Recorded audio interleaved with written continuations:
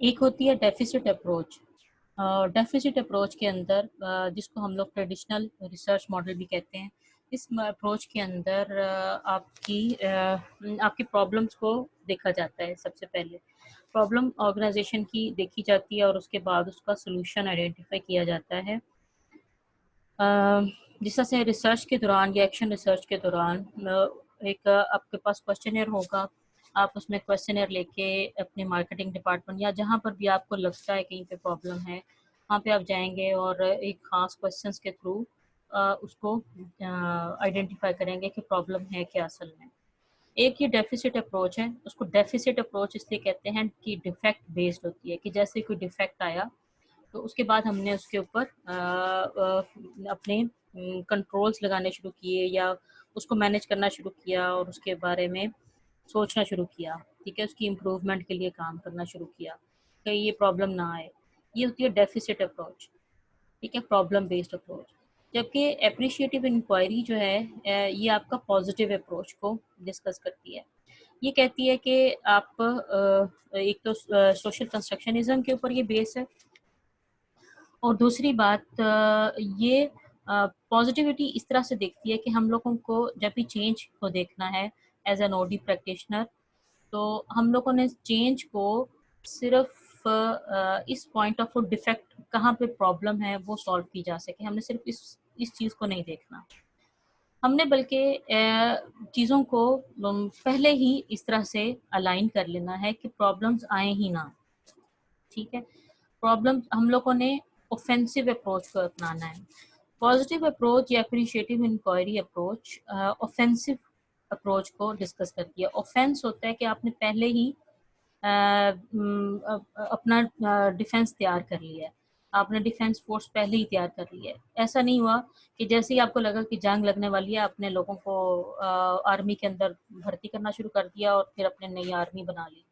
अब वो वाली आर्मी कितनी तैयार होगी या कितनी फिजिबल होगी, या वो आर्मी जो कि पहले से ही तैयार है या 4-5 साल से, इन केस के जैसे ही कोई जंग होती है तो उनको उसकी तरफ भेज दिया जाएगा।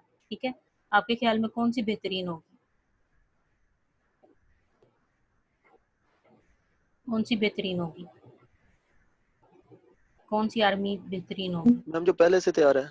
जो पहले से ही तैयार है, जिनको मुकम्मल तौर पर ट्रेनिंग दी गई है और उनको तैयार किया गया है इस पॉइंट ऑफ व्यू से कि जैसे ही कोई डिस्टरबेंस होती है बॉर्डर्स के ऊपर, तो आप फ़ौरन से रिएक्शन लेने के लिए तैयार हों। तो ये अप्रोच जो है, ये इसको पॉजिटिव अप्रोच कहते हैं, जिसके अंदर आप अपना डिफेंस पहले से ही तैयार कर लेते हैं। ठीक है, आपको कोई प्रॉब्लम आने ही नहीं देते। आपको आपके सामने प्रॉब्लम्स पहले से ही होती हैं कि आपके पास ये प्रॉब्लम्स हैं जिनके बारे में हम लोग जो आप पेश आ सकती हैं ड्यूरिंग द चेंज सिनेरियो, या जो भी चेंज का होगा अपनी ऑर्गेनाइजेशन के अंदर आपने लाना है चेंज, उससे रिलेटेड आपको जो भी चेंज से रिलेटेड चीज़ें प्रॉब्लम्स फेस करनी होती हैं या पेश आएंगी, उनके उनके बारे में टीम को आप पहले ही तैयार कर लिया। ठीक है, आपने पहले से ही वो फोर्स तैयार कर लिया है जो कि इन प्रॉब्लम्स को आइडेंटिफाई करके या लोगों को पहले से ही वो कर देगी, तैयार कर देगी, उनका माइंड तैयार कर देगी इससे पहले कि लोग जो हैं वो फियर का शिकार हों या लोगों के अंदर कोई ऐसी बात होना शुरू हो जाए कि वो मैनेजमेंट के अगेंस्ट हो जाए। ठीक है, तो ये पॉजिटिव मॉडल या एक बिल्कुल ही डिफरेंट लेंस है असल में। ये उससे सिर्फ फीडबैक एक्शन रिसर्च से इस तरह से लेता है कि ये प्रॉब्लम्स को जैसे जैसे देखता जाता है उनसे रिलेटेड उनके ऊपर जो भी जो भी प्रॉब्लम्स उसके सामने नज़र आ रही होती हैं उनको भी देखता है, प्लस जो नई प्रॉब्लम्स नज़र आती हैं उसको उसके ऊपर भी ये डिस्कस करता है। ठीक है, पॉजिटिव मॉडल। अब हम एप्रिशिएटिव इंक्वायरी, जिसके अंदर फर्स्ट स्लाइड आपके सामने है, इसके अंदर क्रिएटिंग बेटर फ्यूचर, ये इसका मकसद क्या है एप्रिशिएटिव इंक्वायरी का या पॉजिटिव मॉडल का, कि हमारा जो फ्यूचर है हम बेटर क्रिएट कर सकें। अब इसमें आपको एक बूढ़ा बाबा नज़र आ रहा है, जो कि नज़र आ रहा है कि बिल्कुल एक गांव का है, लेकिन वो अपने बच्चे को पढ़ा रहा है। एक ऐसा मॉडल है जिसके अंदर एक गांव को पढ़े लिखे लोगों को बाहर से हायर करना पड़ जाए एक वक्त के लिए, बल्कि वो अपने लोगों को ही पढ़ाई के लिए तैयार कर रहे हैं कि उनका गांव तरक्की कर सके। ठीक है, ये एक अप्रिशिएटिव इंक्वायरी कि आप पहले से ही लोगों को एजुकेट करना शुरू कर दो। ठीक है, ये पॉजिटिव मॉडल है। आप अब जिस तरह से अगर हम लोग पाकिस्तान के अंदर भी बहुत सारी प्रॉब्लम्स को देखते हैं, प्रॉब्लम्स को हम नज़र आती हैं, हम लोग अगर लोगों को शुरू से ही एजुकेट करना शुरू कर दें तो हम लोग ये प्रॉब्लम्स के बारे में एजुकेट करना शुरू कर दें, प्लस हम लोग ऐसा कुछ मॉडल्स लेके आएँ जिसके अंदर जो हमारे पॉलिटिशियंस हैं वो लोगों को बेवकूफ़ ना बनाएं बल्कि लोगों का हिस्सा बने, तो ये एक डेवलपमेंट का पार्ट होगा। अब बहुत सारी ऐसी चीज़ें हैं कि लोग पॉलिटिक्स की तरफ नहीं जाते या पसंद नहीं करते, और पॉलिटिक्स की वजह की तरफ जाते भी नहीं हैं, और उसको उसकी तरफ जाना लोगों को लगता है कि ये कुछ जो कुछ अजीब से लोग होते हैं या जो करप्ट लोग होते हैं वो पॉलिटिक्स की तरफ जाते हैं। अब ये वाली जो परसेप्शन है कि लोग जो करप्ट होते हैं, जो ज़हनी तौर पर करप्ट होते हैं, तो वही लोग सिर्फ पॉलिटिक्स में जाते हैं। तो ये एक सोशल कंस्ट्रक्शनिज्म है। हमारे यहाँ पर अगर देखें पाकिस्तान में भी लोगों की परसेप्शन इस किस्म की डेवलप हुई हुई है कि लोग पॉलिटिक्स की तरफ जाना पसंद नहीं करते। पॉलिटिकल एजुकेशन को लेना सिर्फ हम समझते हैं कि सिर्फ जो ऑलरेडी पॉलिटिशियंस हैं उनके बच्चे लेते हैं, कि पॉलिटिकल एजुकेशन हमें नहीं लेनी चाहिए। जबकि हमें अगर अच्छे लीडर्स पैदा करने हैं तो हम लोगों को पहले से ही इससे रिलेटेड एजुकेट करना होगा। यहाँ पर कोई बात की किसी बात की समझ नहीं आई?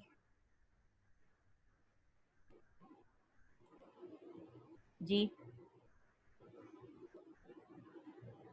हुँ,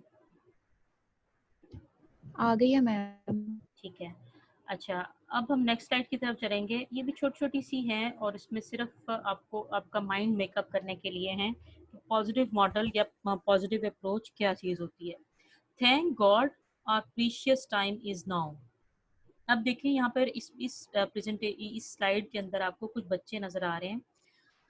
वो बिल्कुल भी एक स्कूल की एनवायरनमेंट में नहीं बैठे हुए, बल्कि एक गाँव में बैठे हुए नज़र आ रहे हैं, और गाँव में बैठे हुए हैं, और वो इसी पे ही शुक्रगुज़ार हो रहे हैं कि एक बच्चे ने तो यूनिफ़ॉर्म नहीं पहना हुआ, 2 बच्चों ने यूनिफ़ॉर्म पहना हुआ है और उनके हाथ में बुक्स हैं, और वो कह रहे हैं कि thank God our precious time is now. ठीक है, अब ये एक पॉजिटिव अप्रोच है कि आप सिर्फ इस बात पे कि नहीं अब हमारे लिए गवर्नमेंट ही कुछ करेगी, स्कूल का अरेंज करेगी, तो ही हम पढ़ने के काबिल होंगे, या इसी तरह के इसी चीज़ को ही सिर्फ सामने रखा जाए तो ही सारी पॉलिसी मेकिंग हो रही है। तो ऐसा नहीं होना चाहिए, बल्कि हर हालत में जो भी आपको दी गई है उसके अंदर आपका जो शुक्रगुजारी का जो एलिमेंट होगा वो आपका अप्रिशिएटिव इंक्वायरी या पॉजिटिव अप्रोच का मॉडल होगा। ठीक है, a time to rethink human relationships and change. ठीक है, अ टाइम टू रीथिंक का मतलब आपके सामने आई है ना ये स्लाइड?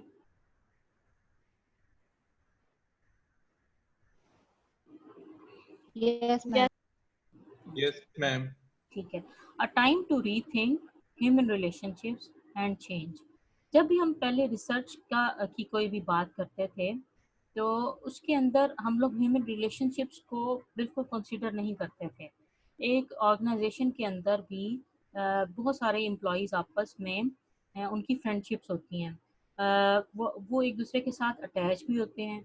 अब उनके रिलेशनशिप्स वो दो जो इंसान या दो फ्रेंड्स हैं वो एक दूसरे के ऊपर इंटरडिपेंडेंट हैं। एक की ओपिनियन दूसरे को इन्फ्लुएंस कर रही होती है। जब हम आपको मैंने एक बात की थी ग्रेप वाइन्स की। ग्रेप वाइन्स होती हैं जिस तरह से जुत्था होता है, कुछ अंगूरों का जुत्था होता है, उसके अंदर लोग बंधे हुए होते हैं किसी भी जगह पर या किसी भी आप पूरे मुल्क के अंदर देखें, लोग आपस में एक फैमिली के तौर पर रह रहे होते हैं या कुछ फ्रेंड्स के तौर पर रह रहे होते हैं। उनकी ओपिनियन उनकी जजमेंट्स एक दूसरे के साथ मैटर करती हैं। आप लोग भी जिस तरह से जजमेंट्स पास करते हो फॉर द गिफ्ट की मैनेजमेंट से रिलेटेड या टीचर से रिलेटेड, सारे मिलकर कुछ ना कुछ जजमेंट्स पास करते हो या कोई ना कोई ओपिनियन जनरेट करते हो for the teachers and for the management. ये सारी चीज़ें जो कि ह्यूमन रिलेशनशिप्स के की बेस है, और उनके ह्यूमन अब ये वाला जो टाइम है, ये वाली जो स्लाइड बता रही है, this is the time to rethink human relationships and change. कि चेंज मैटर्स जब भी इन्वॉल्व होंगे वहाँ पर हमें ह्यूमन रिलेशनशिप्स को भी कंसिडर करना होगा, या हमें ह्यूमन रिलेशंस को भी सामने रखना होगा, क्योंकि एक वो हम लोग एक सिर्फ एक इंसान को नहीं चेंज कर रहे होते, बल्कि हम एक इंसान के थ्रू पूरी ऑर्गेनाइजेशन की ओपिनियंस को जनरेट कर रहे होते हैं। तो ये है कि ह्यूमन रिलेशनशिप्स मैटर करते हैं, ये एक पॉजिटिव अप्रोच है जो कि पहले कंसिडर नहीं की जाती थी, कि ह्यूमन रिलेशनशिप्स को भी कंसिडर करना चाहिए। दूसरी बात कि हर इंसान के साथ कोई ना कोई फैमिली अटैच होती है। हमारे यहाँ पर जिस तरह से फैमिली ओरिएंटेड हैं सारे पूरा मुल्क ही फैमिली ओरिएंटेड है, सबकी फैमिली साथ अटैच है। तो हमें कोई भी ऑर्गेनाइजेशन की पॉलिसी बनानी है तो हमने उनकी फैमिलीज़ को भी कंसिडर करके रखना है। हमने एम्प्लॉइज़ से इतना ज़्यादा काम नहीं ले लेना, या उनको इस तरह से मशीन के तौर पर नहीं इस्तेमाल करना शुरू कर देना कि वो अपने रिलेशनशिप उनके सफ़र करें। वो उनकी उनकी फैमिलीज़ जो हैं वो डिस्टर्ब हो जाएँ, बल्कि ऑर्गेनाइजेशंस को इन पॉइंट्स के ऊपर भी सोचना है कि उनकी फैमिलीज़ हैं, और और उन्होंने अपनी फैमिली को भी टाइम देना है। एम्प्लॉइज़ ने अपनी फैमिली को भी टाइम देना है। ठीक है, उनसे 8 घंटे की कमिटमेंट है तो 8 घंटे के बाद आप उनको फ्री कर दें। 8 घंटे के बाद उनका एक फैमिली के साथ रिलेशन है, उसको उसको उनको एप्रिशिएट करें कि वो अपने फैमिली के साथ रिलेशनशिप को स्ट्रॉन्ग करें और फैमिली के साथ रिलेशंस को ठीक तरह से करें। ये एक पॉजिटिव मॉडल है जिसके अंदर एक आपकी वर्क लाइफ बैलेंस और आपके जिसको बहुत सारी और प्रॉब्लम्स हैं जिसके अंदर लोग काम करने की वजह से काम में इतने ज़्यादा इन्वॉल्व हो जाते हैं कि वो अपने फैमिली या रिलेशंस को बिल्कुल कंसिडर नहीं कर रहे होते, और उसकी वजह से बहुत सारी ऑर्गेनाइजेशन को प्रॉब्लम्स फेस करनी पड़ती हैं। और ये एक पॉजिटिव अप्रोच, पहले से ये अप्रोच है कि आप पहले से ही उनको ओरिएंट कर दें अपने एम्प्लॉयज़ को कि आपने अपने फैमिली को मुकम्मल तौर पर टाइम देना है, और फैमिली के अंदर आपने जिस तरह से भी रहना है आपने टाइम ज़रूर देना है उनको। खैर ये ह्यूमन रिलेशनशिप्स की बात है, और इसकी वजूहात जो जो इसकी प्रॉब्लम्स इससे पहले फेस होती थी, लोग फेस करते थे, वो ये थी कि लोगों के अंदर डिप्रेशन का एलिमेंट बहुत ज़्यादा हो जाता है जब वो सिर्फ काम की तरफ तवज्जो देते हैं, और दूसरा कि उनके अंदर बर्नआउट बहुत हो जाता है। बर्नआउट होता है कि उनके अंदर गुस्से का बहुत ज़्यादा एलिमेंट होता है। जब लोग में हैप्पी होंगे, किसी भी जगह पर जो भी लोग हैप्पी नज़र आएंगे, वो अच्छा हाँ, फैमिली सिस्टम को एंजॉय कर रहे होंगे, वही लोग हैप्पी होंगे जो लोग दूसरे लोगों के साथ हैप्पीली मैनेज कर रहे होंगे चीज़ों को। तो वही इकोनॉमी या वही सोसाइटीज़ हैप्पी समझी जाएंगी। खैर ये ह्यूमन रिलेशनशिप्स की बात है। अब हम चलते हैं ये वाले, no limits to cooperation, power of wholeness. No limits to cooperation यानी कि आपने हर चीज़ के अंदर कोऑपरेट करना है दूसरे लोगों के साथ, और उसकी लिमिटलेस है कि आपने कभी भी किसी के साथ भी कोऑपरेट करना है। पावर ऑफ होलनेस है कि जिस तरह से आपको बताया गया कि एक और एक 11 होते हैं, एक और एक 2 भी होते हैं, ठीक है? एक और एक 11 मतलब कि 2 लोग होंगे तो वो एक दूसरे के ऊपर जब वो डिपेंडेंट हो जाते हैं, एक दूसरे के साथ मिलके काम करना शुरू करते हैं, तो वो 11 का रोल भी, और जिसको हम साइनर्जी के भी कहते हैं कि उनके अंदर 11 वाली साइनर्जी हो जाती है। इतना उसको हम पावरफुल कहते हैं कि पावरफुल हो जाते हैं कि एक और एक 11 होता है। ये भी एक पॉजिटिव मॉडल है, पॉजिटिव अप्रोच है सोसाइटीज़ को देखने की या ऑर्गेनाइजेशंस को देखने की, एक पॉजिटिव अप्रोच है कि हम लोगों के अंदर एक दूसरे के अंदर कोऑपरेशन का एलिमेंट पैदा करें। जबकि पहले क्या पाया जा रहा है, पहले कंपटीशन की एनवायरनमेंट पाई जा रही है।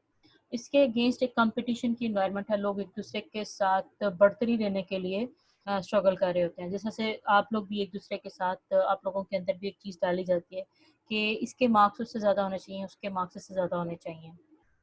सारे एक दूसरे के मार्क्स के लिए स्ट्रगल कर रहे होते हैं कि हमारे मार्क्स ज़्यादा आ जाएँ किसी भी तरह, हम जीत जाएँ, जबकि उसकी कोई भी इतनी ऑथेंटिसिटी नहीं होती। अगर हम लोग कोऑपरेट करेंगे एक-दूसरे के साथ, तो एक एक जो एनवायरनमेंट क्रिएट होगी, वो उससे डिफरेंट होगी। ठीक है? No limits to cooperation, power of wholeness. Wholeness होता है कि लोग मिलकर यानी कि एक जत्था जो है वो एक ग्रुप को जिस तरह से हम लोग डिफाइन करते हैं, कि उसके अंदर डिफरेंट इंडिविजुअल्स होते हैं, लेकिन सबकी एक तरह की सोच या एक तरह की थिंकिंग डेवलप हो जाती है। तो एक दूसरे के साथ कोऑपरेट करेंगे तो ही वो एक ग्रुप का या एक टीम का पार्ट बन सकेंगे। अब आपकी ये स्लाइड बता रही है realities and relationships, the language of life. Realities and relationships. अब सोशल कंस्ट्रक्शनिज्म जो है वो ये नहीं कहता कि रियलिटी इज जस्ट वन, वो कहता है कि रियलिटीज मल्टीपल होती हैं, क्योंकि मल्टीपल इस तरह से कि लोग डिफरेंट होते हैं, लोग एक जैसे नहीं होते, एक दूसरे के साथ जो उनके रिलेशनशिप्स हैं वो भी एक जैसे नहीं होते। कुछ लोग हमें अच्छे लग रहे होते हैं, कुछ लोग अच्छे नहीं लग रहे होते। तो उनके जो रिलेशनशिप्स हैं, कुछ लोग अच्छे नहीं भी लग रहे हैं, तो आप उनको पहले ही बता दें कि ज़रूरी नहीं है कि हर कोई आपके मुताबिक हो, बल्कि द लैंग्वेज ऑफ लाइफ क्या है, रियलिटीज एंड रिलेशनशिप्स के बारे में आप लोगों को मुकम्मल तौर पर बताना कि हर इंडिविजुअल एक जैसा नहीं होता। अगर मैं कहूँ कि मेरी मेरी दुनिया मेरे मुताबिक नहीं है, तो इसमें इसमें कोई इतनी बड़ी बात नहीं है। आपने बल्कि अपनी दुनिया जिस तरह से है, आप उसको उसी तरह से परसीव करना शुरू कर देंगे, तो ये आपके लिए भी बेहतरीन हो जाएगा, क्योंकि बाय हुक और बाय क्रुक आपको इस दुनिया के अंदर रहना है और बहुत सारी डिफ़िकल्टीज़ को सामने भी फेस करना है, चेंजेस को एक्सेप्ट भी करना है और उनको ठीक तरह से लेके भी चलना है कि आपका काम भी चलता रहे। तो रियलिटीज़ एंड रिलेशनशिप्स जो हैं, फ्रेंडशिप्स हैं, उनको भी आपने कंसिडर करना है ड्यूरिंग द चेंज प्रोसेस, बल्कि उन लोगों की फ्रेंडशिप और लोगों की लैंग्वेजेस जो डेवलप हो जाती हैं, आपने उनको भी देखना है कि कुछ लोग फ्रेंडशिप जिस तरह से फ्रेंड्स आपस में एक दूसरे के पेट नेम या लोग एक दूसरे का नाम भी रख देते हैं, कि दोस्त आपस में एक दूसरे को कुछ पुकारना शुरू कर देते हैं, तो वो ये लैंग्वेज ऑफ लाइफ है, आप रिलेशनशिप की लैंग्वेजेस हैं, आप उनको भी इग्नोर नहीं कर सकते। तो अगर कोई किसी एक कैरेक्टरिस्टिक की वजह से किसी को इस दोस्त किसी को बहुत पुकार रहा है या बता रहा है या कह रहा है, तो उनको भी कंसिडर करना चाहिए और कि हम लोग एक उसी इन्वायरमेंट का पार्ट है। ये सब चीज़ें जो हम लोग बात कर रहे हैं, पॉजिटिव रिवॉल्यूशन इन चेंज के लिए बात कर रहे हैं कि पॉजिटिव रिवॉल्यूशन आए, लोग एक दूसरे के लिए अंडरस्टैंडिंग का एलिमेंट डेवलप करें। मेरा एक जो पहले सेशन था आप लोगों के साथ, उसके अंदर मैंने आपके साथ कुछ अच्छी बातें या कुछ अल्लाह की बातें और कुछ इस किस्म की बातें आपके साथ डिस्कस की थी। तो अगर आप ये वाली पॉजिटिव मॉडल को देखो, तो ये इस्लामिक पॉइंट ऑफ व्यू से बड़ा अलाइन नज़र आता है। इसलिए मैंने जब वो स्टार्ट किया था, तो इस पॉजिटिव मॉडल को आपको समझाने के लिए कि ये पॉजिटिव मॉडल है क्या, इसमें सारी वो करैक्टरिस्टिक्स हैं जो कि हमें इस्लाम भी डायरेक्ट करता है, जो हमें इस्लाम पहले से ही बताता है कि हमें एक दूसरे के हकूक़ के बारे में बताता है अल्लाह ताला, और कुरान पाक के थ्रू, हदीस के थ्रू हमें जिस तरह से लाइफ गुजारने का कहा जाता है, तो वो ये पॉजिटिव मॉडल सारी वही चीज़ें डिस्कस कर रहा है कि आपने किस तरह से लोगों के साथ रहना है, कितना कैसे लोगों के एक दूसरे के अंदर बर्दाश्त का एलिमेंट पैदा करना है। और अब जिस तरह से पॉजिटिव रिवॉल्यूशन इन चेंज, अब ये an open moment, we are in it now, यानी कि आप प्रेजेंट को एंजॉय करें, ना कि पास्ट के ऊपर रोएं और प्रेजेंट फ्यूचर के लिए परेशान हों, बल्कि आप नाउ में रहें, प्रेजेंट को एंजॉय करें। जैसी भी आपकी सिचुएशन है, जैसी भी आपकी है, आप उस प्रेजेंट मोमेंट को अच्छे तरीके से एंजॉय करें। और अगर आप लोगों से पूछो कि वो फ़िक्रमंद क्यों हैं, तो वो ज़्यादातर लोग फ्यूचर को लेके अक्सर फ़िक्रमंद हो रहे होते हैं, या आपके पास्ट को लेके कि हमारा पास्ट को किसी का बहुत अच्छा था, उसी के ऊपर होते रहते हैं कि पास्ट बहुत अच्छा था और प्रेजेंट नहीं अच्छा। अब वो उस प्रेजेंट को एंजॉय नहीं कर रहे, बल्कि और या कभी फ्यूचर, मेरा फ्यूचर का क्या बनेगा, मैं क्या क्या करूँगा, मैं बिज़नेस क्या करूँगा, उस चीज़ को लेके कुछ लोग परेशान हो रहे होते हैं। तो ये हम लोग नाउ को एंजॉय नहीं करते। जिस तरह से नबी पाक सल्लल्लाहु अलैहि वसल्लम की एक हदीस के मुताबिक भी ये कि अगर आपके पास 3 दिन मैक्सिमम आपके 3 दिन का रिस्क मौजूद है और आपके पास रहने की जगह है और यानी कि ये मैं पूरी की वो हदीस नहीं बल्कि आपके पास रिस्क 2-3 दिन का भी मौजूद है, तो आप अमीर तरीन उनमें से हैं कि आपको अपने फ्यूचर यानी कि 2 साल के फ्यूचर या 4 साल के फ्यूचर के बारे में परेशान होने की ज़रूरत ही क्या है, जब वो आपके हाथ में नहीं है, जब वो वही कुछ होना है जो कि अल्लाह की मर्जी है, तो हमें बाकी चीज़ों के बारे में परेशान होने की क्यों ज़रूरत है। ठीक है, तो हमने नाउ को मैक्सिमम इस प्रेजेंट मोमेंट को सबसे ज़्यादा करना है, इंजॉय करना है और नाउ को यानी कि जो भी प्रेजेंट हमारी सिचुएशन है, बेशक वो अच्छी है, बेशक वो बुरी है, हम लोगों ने उसमें अल्लाह ताला का शुक्र अदा करना है। तो ये सारी चीज़ें हमें इस्लाम भी यही डायरेक्ट कर रहा है। अभी आइंस्टाइन का एल्बर्ट आइंस्टाइन की एक है, no problem can be solve from the same level of consciousness that created it. ठीक है, अब ये डेफिसिट मॉडल की थी एक बड़ा एक आपको ये इसमें नजर आएगा कि हम लोग एक प्रॉब्लम को हम एक लेंस से हम लोग देख रहे हैं, हमें नजर आ रही है एक प्रॉब्लम, हम कह रहे हैं कि ये प्रॉब्लम एग्जिस्ट करती है, हम लोग उसी लेंस के साथ उसका सोल्यूशन अक्सर नहीं ढूंढ सकते। यानी कि अगर हमारे पास सिर्फ एक लेंस है तो हम लोग उसी लेंस के साथ कभी भी उसका सोल्यूशन नहीं आइडेंटिफाई कर सकते, बल्कि हमें out of the box thinking को भी देखना होगा। Out of the box thinking के हम लोग एक बॉक्स के अंदर हैं और हम इस बॉक्स के अंदर एक प्रॉब्लम को डिस्कस कर रहे हैं, तब तक हम लोग उस बॉक्स के बाहर नहीं जाएंगे, बाहर से जाके देखेंगे नहीं कि इस प्रॉब्लम को किस तरह से किस लेंस किसी और लेंस से भी देखा जा सकता है, तब तक हम लोग इसको इतना प्रॉब्लम को सॉल्व नहीं कर सकेंगे। तो अब इनका जो फर्स्ट पॉइंट है एल्बर्ट आइंस्टाइन का, उनका ये कि no problem can be solve from the same level of consciousness that created it, जिसने इसको पैदा किया। We must learn to see the world anew, हमें नए तरीके से दुनिया को देखना चाहिए। हमें इस प्रॉब्लम से हट के या आउट ऑफ द बॉक्स जाके उस प्रॉब्लम को देखेंगे तो हमें सोल्यूशन नजर आना शुरू हो जाएंगे। अब ये जो पॉजिटिव मॉडल है, अब दूसरा इसका पॉइंट है, there are only two ways to live your life. अब दो ही तरीके हैं अपनी जिंदगी को गुजारने के। वन इज एज दो नथिंग इज ए मिरेकल, एक ये है कि कुछ भी मिरेकल नहीं होगा, मतलब कि आप ये सोच लें कि कोई भी मौजज़ा नहीं होने वाला, बल्कि आपने खुद से एफर्ट करनी है। आप हर चीज़, आप मौजज़े का इंतज़ार नहीं करते, आप किसी प्राइस बॉन्ड का इंतज़ार नहीं करते, बल्कि आप हमेशा अपनी एफर्ट खुद करते हो। आपने अपनी ज़िंदगी का मयार ये बना लिया कि आपने एफर्ट करनी है और आपने अपने रिस्क को कमाना है। ठीक है, द अदर इज एज दो एवरीथिंग इज ए मिरेकल। आप सिर्फ बैठे रहें और सिर्फ ये इंतज़ार करते रहें कि आपका प्राइस बॉन्ड निकलेगा तो ही आप बिजनेस को स्टार्ट करेंगे या आप कोई काम करेंगे। ये एक अदर वे है। अब इन दोनों वेज में से आपकी अपनी चॉइस है कि आप कौन सा चॉइस रखते हैं। कि आप ये देखते हैं कि everything is a miracle, nothing is a miracle. Miracle के कोई भी चीज़ जो है वो मुआवजा नहीं हो सकता या मुआवजात नहीं होते, और आप या इस पॉइंट के ऊपर हो कि हर चीज़ मिरेकल ही है, मिरेकल होगा तो हमारे लिए ये भी हो जाएगा, हमारा हमारा ये बिजनेस भी चल जाएगा या हमारा ये काम भी हो जाएगा। तो आपने ये आपके ऊपर है कि आपकी चॉइस क्या होती है।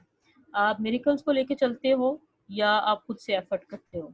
ठीक है, ये दो ही जिंदगी के तरीके हैं या वेज हैं सोचने के। अब ये व्हाट इज एप्रिशिएटिव इंक्वायरी, अब इन सब के अंदर अगर आप देखो एप्रिशिएटिव इंक्वायरी क्या चीज़ है। अब इसमें वैल्यू एप्रिशिएट करना, value the act of recognising the best in people और द वर्ल्ड अराउंड अस। ठीक है, अपनी इर्द गिर्द की जिंदगी को, अपने इर्द गिर्द की दुनिया को के अंदर देखना कि बेस्ट क्या है।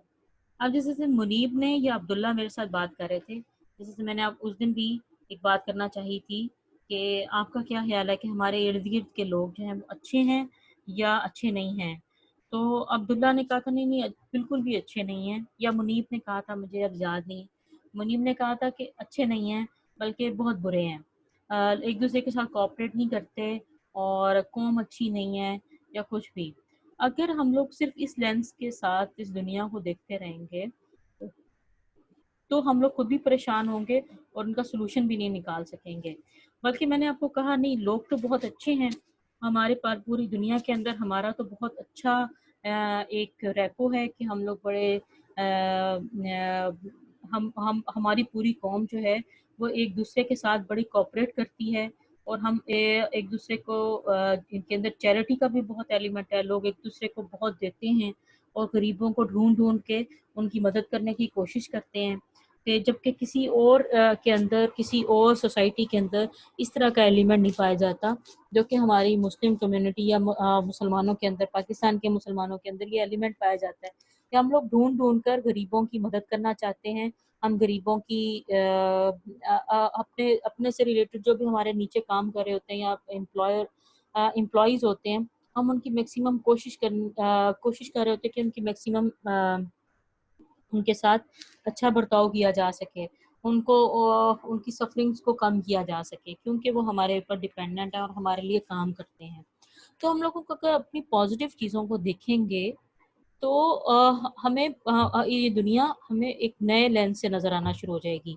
अगर हम लोग सिर्फ डेफिसिट अप्रोचेस की तरफ या डिफेक्ट्स निकालते रहेंगे तो हम लोग को खुद भी इसके ऊपर सफ़र करना पड़ेगा और हम लोग अच्छे तरीके से इस दुनिया के अंदर परफॉर्म भी नहीं कर सकेंगे। अच्छा, अब ये है अफर्मिंग पास्ट, यानी कि पास्ट को आपने अफर्म करना है कि हाँ जो गुजर गया वो गुजर गया।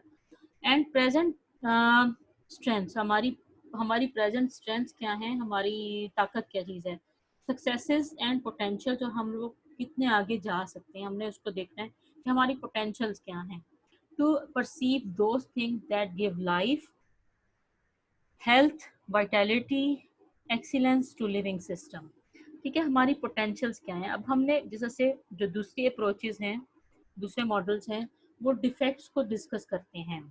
ठीक है, डिफेंसिव अप्रोचेस को डिस्कस करते हैं, डिफेक्ट्स को करते हैं, जबकि ये वाला जो है वो अपनी स्ट्रेंथ को देखता है कि ऑर्गेनाइजेशन की अगर स्ट्रेंथ उसका मार्केटिंग डिपार्टमेंट है तो ज़रूरी नहीं है कि उसने अपना फोकस, सारा फोकस ऑपरेशंस के ऊपर लगाया हुआ है या नया ऑपरेशंस डिपार्टमेंट को एस्टेब्लिश करने लग जाए, जबकि उसकी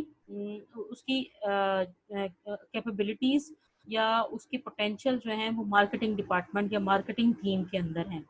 उसकी मार्केटिंग ज़्यादा होती है तो उसकी प्रोडक्ट सेल होती है, उसकी मार्केटिंग बेहतरीन है पूरी मार्केट के अंदर और इसकी वजह से उसके प्रोडक्ट्स को ज़्यादा आइडेंटिफिकेशन मिलती है, लोग अप्रिशिएट करते हैं क्योंकि मार्केटिंग डिपार्टमेंट बहुत अच्छा परफॉर्म कर रहा है।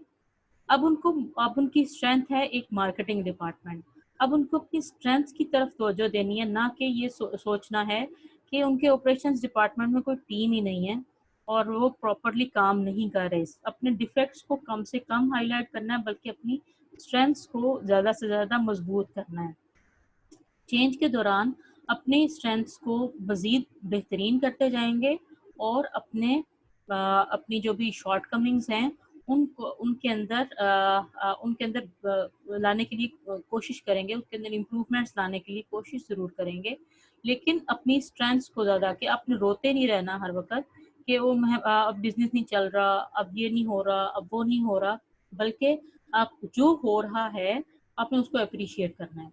आपकी जितने भी ऑर्गेनाइजेशन में जितने डिपार्टमेंट्स की टीम्स अच्छे तरीके से परफॉर्म कर रही हैं, आपने उन चीज़ों को ज़्यादा कंसिडर करना है, उनको अप्रिशिएट करना है।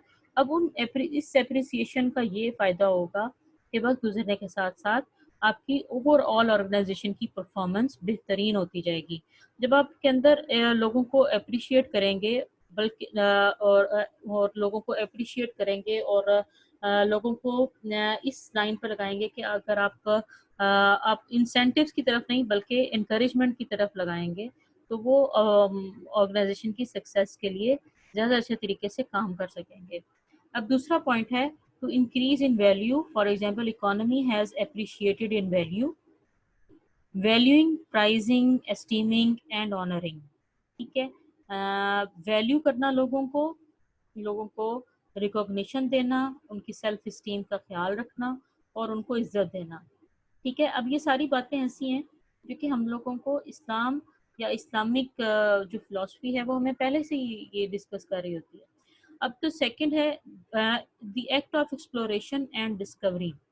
अब जो act of exploration and discover करना कि क्या चीज़ हमारी स्ट्रेंथ्स हैं, हम क्या चीज़ अच्छा हो रहा है एक ऑर्गेनाइजेशन के अंदर, हमने उन चीज़ों को हाईलाइट करना है, ना कि सिर्फ उन चीज़ों को हाईलाइट करना है कि ये बुरा हो रहा है, ठीक है, ये बुरा हो रहा है और सिर्फ उसी के ऊपर अपनी अपनी तवज्जो सारी तवज्जो को मरकूज रखना कि यही बुरा हो रहा है, हमें इसको ठीक करना है, बल्कि हमने उस चीज़ को भी कंसिडर करना है या करते रहना है कि क्या चीज़ अच्छी हैं हमारे अंदर या हमारी ऑर्गेनाइजेशन के अंदर, क्या चीज़ें अच्छी हैं जो कि जिनको हम लोग सामने रख के या उनको बेंचमार्क बनाकर हम लोग अपने नेक्स्ट स्टेप्स हैं उनकी तरफ मूव कर सकते हैं या अपने नेक्स्ट सिनेरियोज को अचीव कर सकते हैं या सक्सेस का एलिमेंट सक्सेस स्टोरी बन सकते हैं ऑर्गेनाइजेशन के लिए।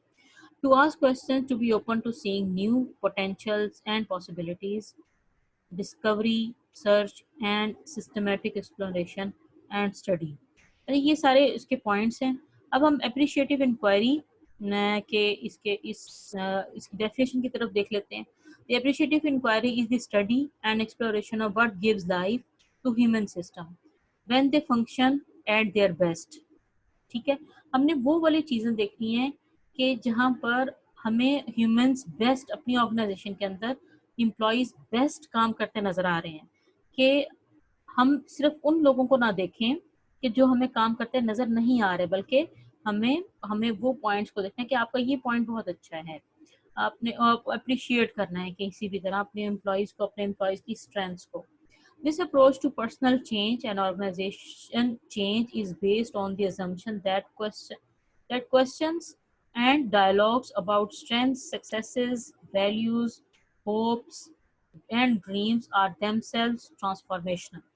अब ये जो स्ट्रेंथ्स हैं, अगर हम लोग इनको आइडेंटिफाई करेंगे, लोगों को अप्रिशिएट करेंगे और लोगों को अपने ड्रीम्स के बारे में बताएंगे कि ऑर्गेनाइजेशन का असल में विजन क्या है, और लोगों को अपने पार्टिसिपेट करेंगे डिसीजन मेकिंग के अंदर, और तो ये सब चीज़ें और लोगों के अंदर होप्स पैदा करेंगे, तो ये सब चीज़ें खुद ब खुद ही ट्रांसफॉर्मेशनल हैं। और ये सिर्फ डेफिसिट अप्रोच की तरफ नहीं बल्कि ये एक नया पैराडाइम है जिसको ये पॉजिटिव मॉडल हाईलाइट करता है कि ये खुद से खुद ट्रांसफॉर्मेशनल बन जाएगा। लोग खुशी खुशी ट्रांसफॉर्म होना पसंद करेंगे। So appreciative inquiry focuses on the best of what is, कि आपके पास है क्या, आपके ऑर्गेनाइजेशन की स्ट्रेंथ्स क्या हैं, to realise the ideal of what might be, ठीक है, क्या होगा, कि आप ये उस तरह से रियलाइज करेंगे with the consent of what should be, कि आपकी ये अंदर से नियत भी है कि शुड बी कुछ जो भी होना चाहिए, लेकिन आपने उसको इतना ज़्यादा हाईलाइट नहीं करना, for the reality of what can be, और आपने इस चीज़ को हाईलाइट करना है कि क्या हो सकता है, बल्कि लोगों से आपने पूछना है कि आपके ख्याल में इस चीज़ को कैसे इम्प्रूव किया जाएगा, ये कैसे इसको हम लोग इम्प्लीमेंट करें तो ये ऑर्गेनाइजेशन के लिए अच्छा साबित होगा, या आप लोग इसको वेलकम करेंगे, और उन्हीं लोगों से ही पूछना कि आप इसको कैसे वेलकम करेंगे, या उन्हीं को इन्वॉल्व कर लेना, उनके साथ रिलेशनशिप्स को इस्टेब्लिश करना,